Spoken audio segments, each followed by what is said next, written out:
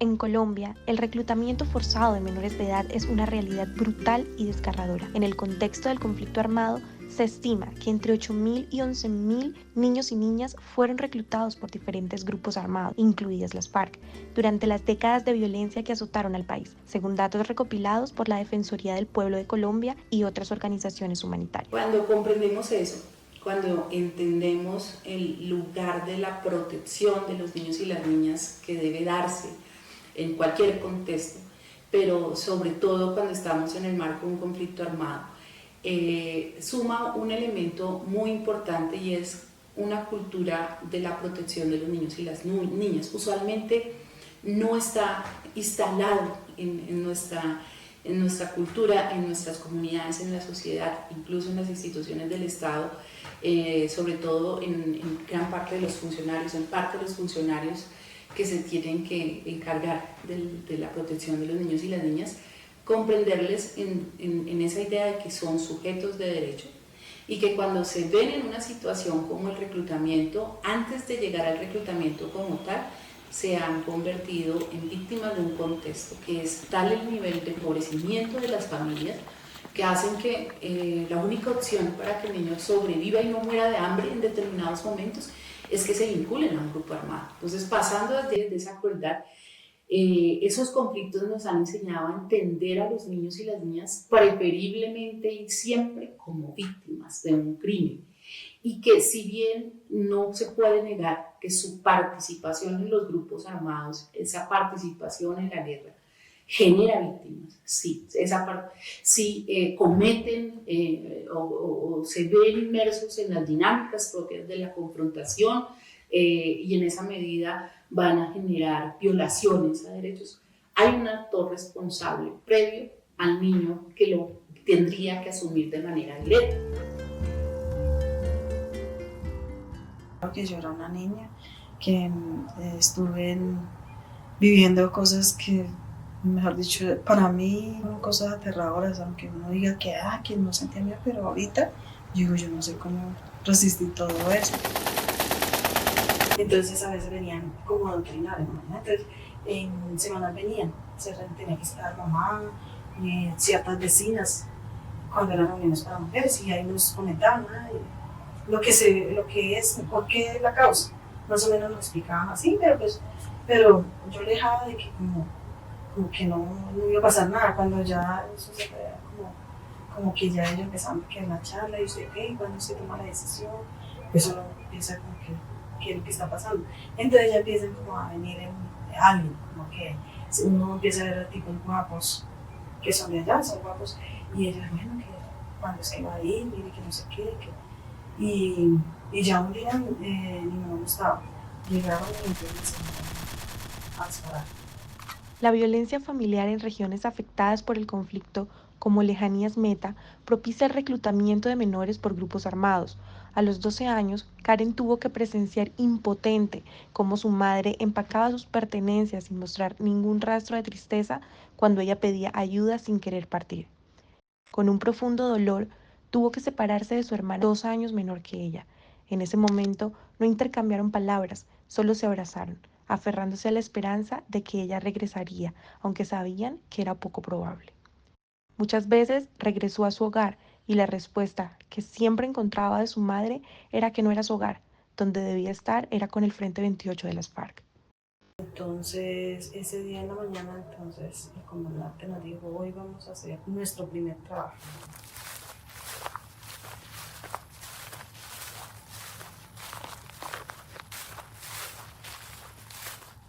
Nos fuimos, salimos después de mediodía, almorzamos, salimos al trabajo. Yo me imaginé que ni siquiera sabíamos para dónde íbamos.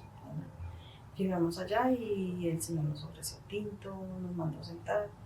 Y ahí, y yo esperaba pues que empezáramos a hablar o que le iban a llamar la atención. Cuando lo llamaron, y el comandante me dijo, llámelo. Y él iba como a traer un palo de leña y yo lo llamé. Lo llamé y él me volteó a ver y ahí le dispararon. Le dispararon en la cara así, como que el motivo así. Yo quedé, ahí fue donde yo dije, esto no puede ser, o sea, fue traumático. Yo tuve que saltar por encima de él para irnos. Teníamos que irnos por otro lado para que nadie, un vecino o alguien llegara a encontrar el cadáver. Una de las principales lecciones que nos ha dejado la conversación y el mantenernos en el acompañamiento de las víctimas de reclutamiento es eso. Muchas veces cuando se supone el reclutamiento fue voluntario y ellos se querían ir, cuando encuentran ya el escenario de la guerra como tal, la vida en el campamento, lo que significa poder tener que enfrentar el haberse vinculado, pues llega un momento de como, digámoslo así, de reconsiderar esa decisión que en algún momento han tomado, que nunca va a ser, que esa decisión siempre va a estar viciada por todo ese contexto.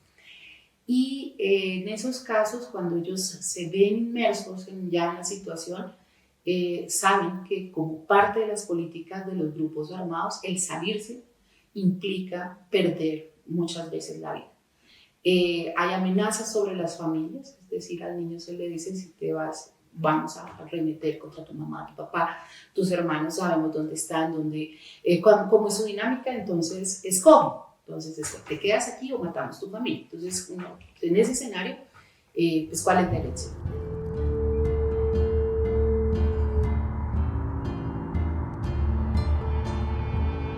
La norma decía que a partir de los 15 años, ¿sí?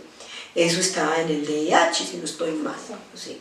Y nosotros teníamos esa norma, ¿sí? Pero resulta que se violó, que sí llegaron de verdad de 11, de 12, de 13, de 14 menores de edad, por ejemplo, y en eso hubo sanciones porque se violó la norma, pero eso no era porque se hiciera así a rajatabla, había que ver también las circunstancias. Muchos compañeros que eran padres llevaron a sus hijos.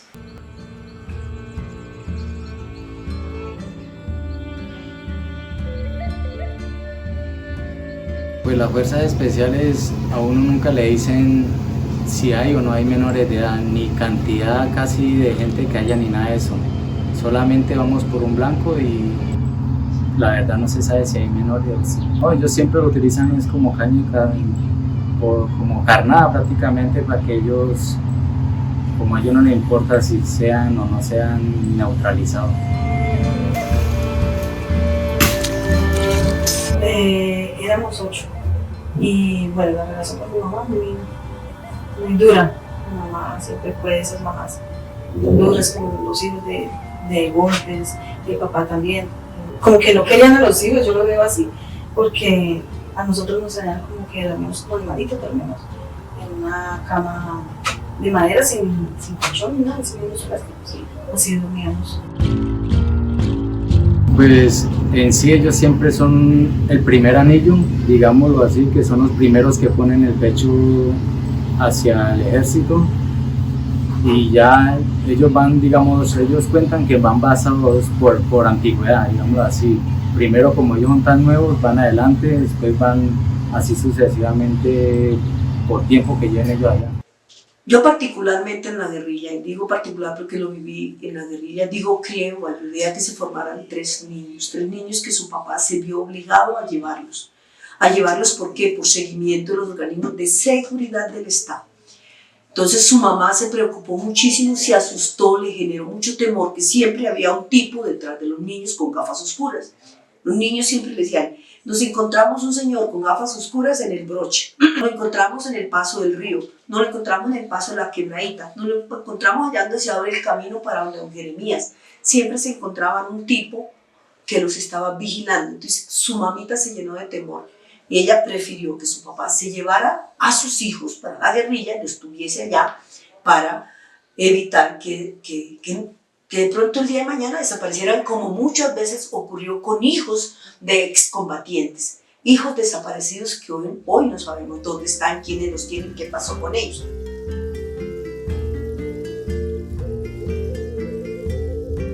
A mí ya me llevaron para San José lo que era patrullaje. Que patrullaje es aprender a andar de noche, con las linternas de ciertas formas, a aprender a comunicarse, que todas esas cosas. Entonces ya, o sea, yo ya pasé de ese plano a otro. Entonces fue cuando me llevaron al Guayabero, a aprender a manejar las voladoras, por si al caso me tocaba no salir de noche en una voladora o algo así. Entonces ya me llevaron para eso, como aprender a ser ágil en otras áreas. Y ya quedaron los chicos ahí y ahí ellos los seguían entrenando más pelados. Bueno, cuando yo era muy joven, nosotros habíamos un grupo de compañeros, niños, podemos decir que éramos muy jóvenes, cuando se metieron las autodefensas en ese pueblo.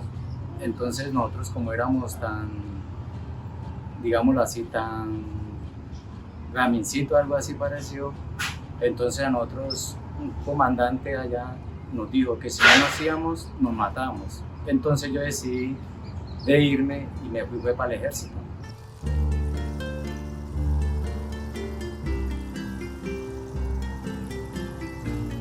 En el contexto colombiano tenemos dos escenarios de la violencia armada que efectivamente confluyen, se relacionan, pero que tienen un marco diferente para la protección de los niños y las niñas, y es precisamente estar en el marco de un conflicto armado y al mismo tiempo estar en el marco de la violencia armada organizada, más pensada como esa violencia criminal que lleva a que tengamos grupos a los que se les aplica el derecho internacional humanitario y a otros que se les aplica pues finalmente el derecho ordinario. Entre ellos tenemos Antioquia, está Chocó, Arauca, Cauca, Nariño, Putumayo, Caquetá. Entonces nos vamos viendo cómo es casi todo el borde del país. Por el norte está Córdoba, es de los que principalmente reportan situaciones. Barranquilla, el Atlántico, en los últimos 2 años también ha empezado como a generar reportes en este sentido. Y la zona de frontera, Arauca, norte de Santander, pues son de las zonas de mayor reporte de situaciones, y que uno sabe que por la dinámica del conflicto es de las zonas más afectadas. Hacia el centro del Meta, el Meta se convierte en el Guaviare, y lo que pasa es que no se alcanza a registrar o no llega la información, pero el riesgo está en el Baupés, muy claramente identificado.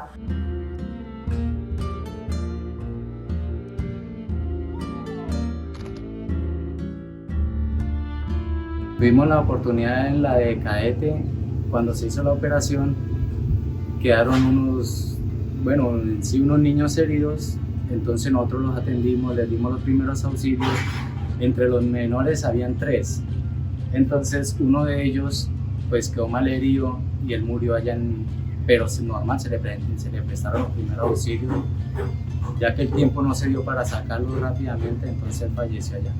Yo creo que el que falleció tenía entre unos 16, 17 años y los otros tenían 18, 16, así están entre esa edad más o menos. Ya cuando sucedió que una violencia tenaz, eso era las FARC contra el EPL, ya llegaban los sicarios y todo. Entonces, pues como a mi papá le quitaron la finca, la guerrilla, ya empezaron a que todo el mundo se tenía que ir, y no sé si sería también por represalia. Entonces mi novio empezó a decirle, no, yo no me la llevo, porque nosotros nos vamos a una guerra tenaz y ella no está preparada todavía. Es para llevar muchachos, y fue una decisión que tomó, y muchas compañeras de mi edad y todo eso, pero si nosotros estamos igual con ella, porque ellas se la, o sea, ellas eran bravas porque ellas querían seguir, o sea, hay personas que le cogen mucho amor a eso. Y ese día llegó mi papá, mandaba a llamar, era como una comida, había gente en la vereda porque todos habían tenido que salir hacia el pueblo, los habían mandado a salir, porque el que encontraban en las casas, en la vereda, los mataban. Entonces mi papá en esa comitiva llegó ahí, habían recogido la comunidad, habían hecho una olla de sancocho, y cuando yo llegué ahí a recibir el desayuno, cuando lo vi ahí, y él me dijo, ¿qué hubo, mija? Y entonces ya él lo llamó y le dijo, yo voy a dejar la China. Le dijo, mamá, él me dijo así, y salimos. Nosotros salimos, yo por lo menos salí infiltrada entre la gente en la vereda.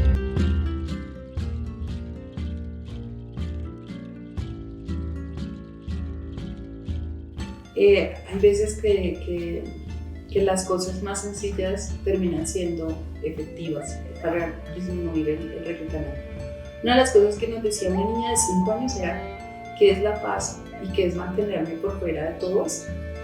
Y decía comer sopita y comer pastel.